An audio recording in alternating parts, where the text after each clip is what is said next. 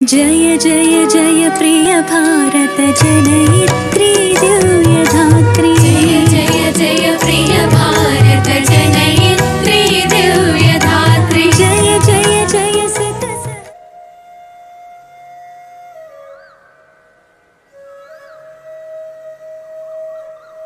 Shri Bharat channel ప్రేక్షకులకు శుభాకాంక్షలు.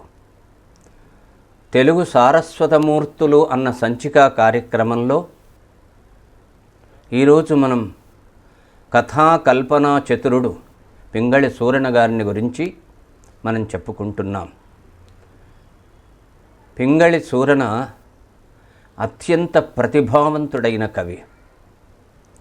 కల్పనా చాతుర్యంలో, శిల్పంలో పింగళి సూరనకు సాటి రాదగినటువంటి కవులు లేరు. క్రీస్తు శకం 1560 ప్రాంతంలో జీవించిన కవి, బహుకావ్యకర్త. గిరిజా కళ్యాణం, గరుడ పురాణం, రాఘవ పాండవీయం, కళాపూర్ణోదయం, ప్రభావతి ప్రద్యుమ్నం అనే గ్రంథాలను రచించాడు. గిరిజా కళ్యాణం ఇప్పుడు లభించడం లేదు, కాలగర్భంలో కలిసిపోయింది. అలాగే గరుడ పురాణం కూడా లభించడం లేదు.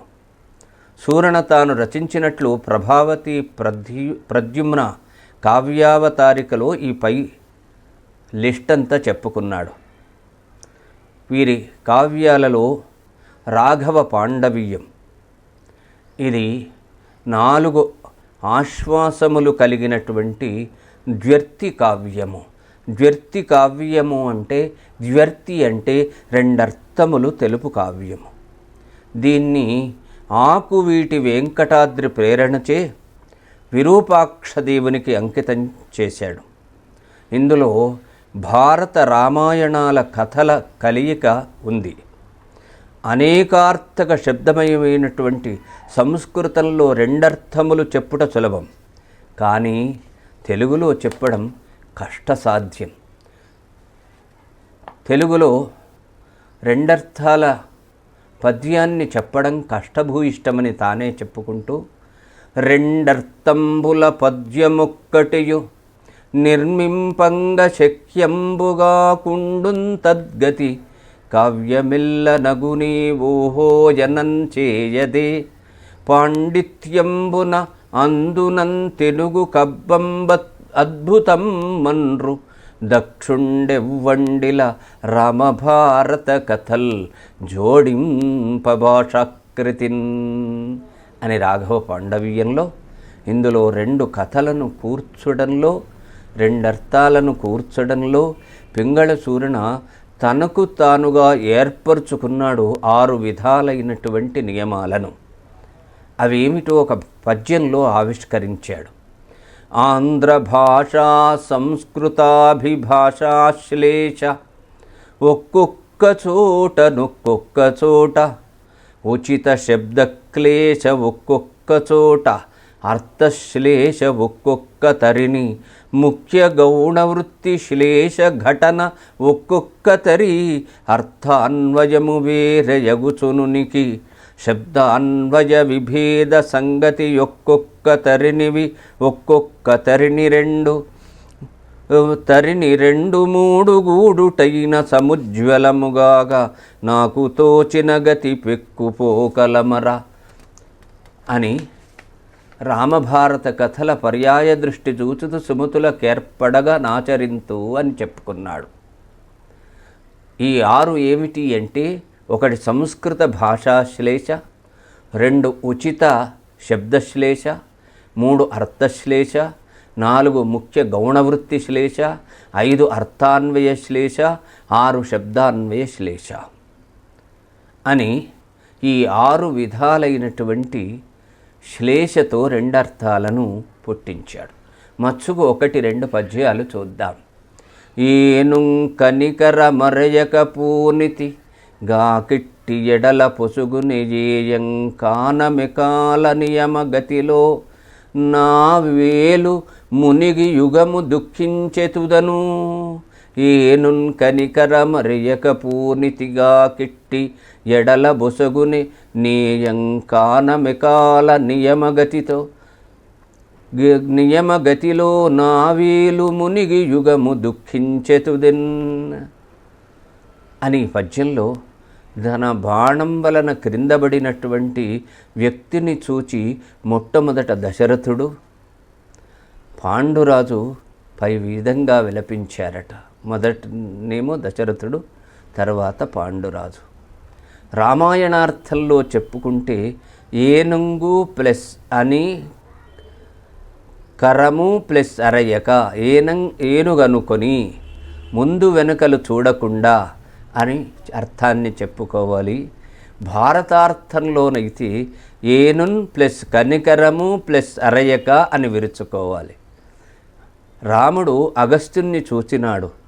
అగస్త్యుడికి శివుడు ప్రత్యక్షమైన ఆ ఘట్టంలోని మరో పద్యం చూడండి. భద్రగతి అరుగలోపాముద్రానంద స్వరూపమును దర్శిత నిర్నిద్ర ప్రసన్నత సంపద్రుచిరత మెరయ నేత్ర పర్వమునర్చెన్. అగస్త్యుని భార్య లోపాముద్ర. భారతార్థంలో భద్రగతి శుభలీల చేత అరుక్ నిరామయమైన, ఆలోప అక్షయమైన, అముద్ర ప్లస్ ఆనంద నిరవధికమైన ఆనందం గల అని విరుచుకొని అర్థం చెప్పుకోవాలి. ఈ రకంగా రాఘవాభ్యుదయాన్ని, రాఘవ పాండవీయాన్ని పింగళి సూరణ అద్భుతంగా రచించాడు. ఇక 2 కళాపూర్ణోదయం. అద్భుత కల్పనా కథలు గల అద్భుతమైన 8 ఆశ్వాసములు గల మహాప్రబంధం. ఈ గ్రంథాన్ని నంద్యాల కృష్ణమరాజుకు అంకితం చేశాడు.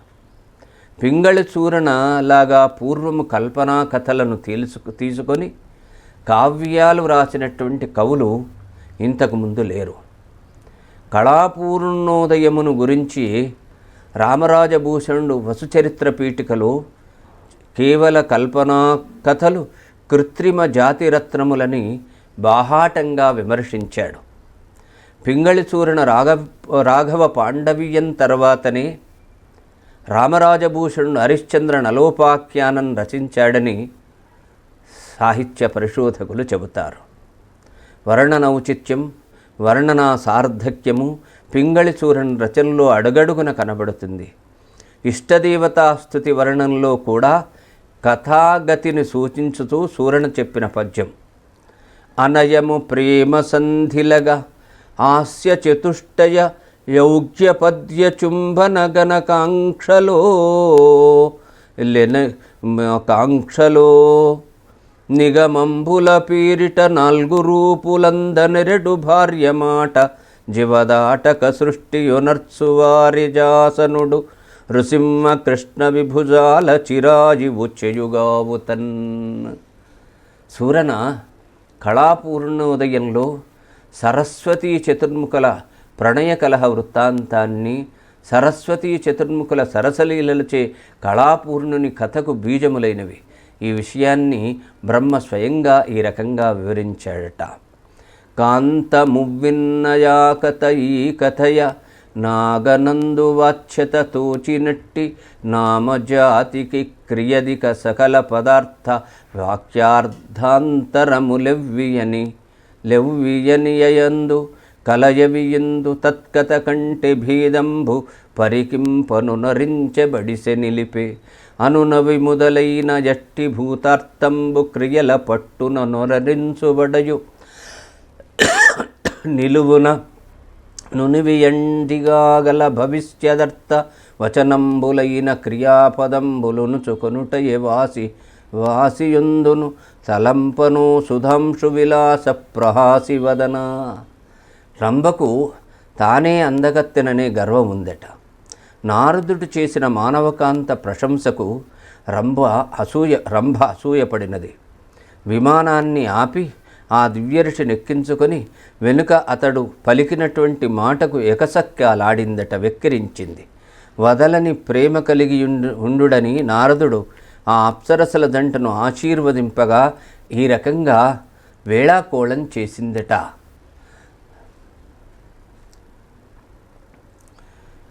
కలభాషిని ఉయ్యాల ఊగుతూ ఉంటే అదే సమయంలో ఆకాశంలో ఇటు శిష్య సమేతంగా నారదుడు అటు ప్రియునితో రంభ వస్తున్నారు. నారదుని శిష్యుడు చాలా గొప్ప కవి.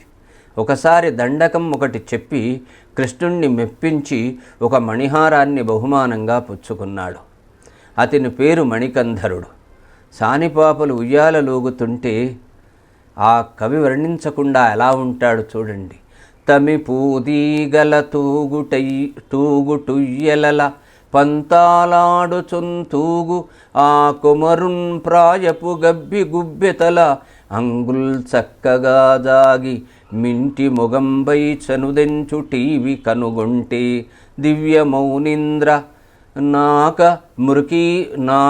మృగీ నేత్రల మీద కయ్యమునకున్ కాల్చాచులాగొప్పెడిన్ తమిపూతీగల తూగుటుయ్యలల పంతాలాడుచుంతూగు ఆ కుమరున్ ప్రాయపు గబ్బి గుబ్బెతల అంగ్రుల్ చక్కగా సాగి మింటి మొగంబై చనుదెంచు టీవి కనుగొంటే దివ్యమౌనీంద్రనాక మృగీ నేత్రల మీద కయ్యమునకున్ కాల్జాచులాగొప్పెడున్. ఉయ్యాల ఊపుతుంటే ఈ వైపు నుంచి ఊపితే కాళ్ళు అటు పైకి పోతాయి కదా, అది ఎలా ఉందో కవి భావన చూడండి. నాక మృగీ నేత్రల మీద కయ్యమునకున్ కాల్జాచులాగొప్పెడిన్. రంభతో మీలో మీరు మాట్లాడుకుంటున్నారు. నారదుడి ఏమిటి నీ ఉద్దేశ్యం అని రంభని అడిగాడట. మానవ కాంతలు మా తలదన్నుతారని మీరన్నారు, కానీ ఎవ్వరూ మమ్మల్ని సరిపోగలరన్నానికి కుబేరుని కుమారుడైన నలకూబరుడే సాక్ష్యం అన్నది రంభ. రోజులొక్కలాగే ఉండవని నారదుడు ఇలా అన్నాడు. నిను బోలు వనిత నీకును వనజముకి ఇతని బోలు వాడి తెరికి ఎందును కల్గి కలుచునో ఇట్టి నిగాడపు ముదము సొంపు ఠీవులు చనునే. కలభాషిణితో నారదుడు అంటాడు, సవతియననింకనుకతెన్ భువిలోపల వేరె వెదుక బోవలయునే ఓ ధవళాక్షి నీవ కావేరవే దైవ నియుక్తి కొంత ప్రాప్తి కలిగినన్. ఈ మాటలు విని నాకంతటి అదృష్టమా, రంభలాంటి రూపం నాకెలా వస్తుంది అన్నదట కలభాషిణి. దానికేం అని నారదుడు మాటల ధోరణి మార్చేశాడు. మా శిష్యుడు చెప్పిన దండకం చదువు అన్నాడు. శిష్యుడు నలకూబరుడు. ఆమె చదివింది. మణికంధరుని కవిత్వాన్ని మెచ్చుకుంది. కవిత్వం అంటే ఎలా ఉండాలో సూచించింది. కళాపూర్ణోదయంతో కలభాషిణి చేత మణికంధరుని యొక్క కవిత్వాన్ని ప్రస్తుతింపచేస్తున్నప్పుడు సూరణ యొక్క కవితా నిర్వచనాలు చెప్పించాడు. పొసగ ముత్తె పొసరుల్ పోహళించిన లీల తమలోన తురయు శబ్దములు గూర్చి అర్థంబు వాచ్య లక్ష్య వ్యంగ్య భేదంబులెరిగి నిర్దోషత నెసగజేసి రసభావములను అర్హంబుగ వైదర్భి మొదలైన రీతులింబుగ నమర్చి రీతుల నుచితంబులై తనరొరెరుడు ప్రాణంబులింపుగా పాదు కొలిపి అమర ఉపమాదులను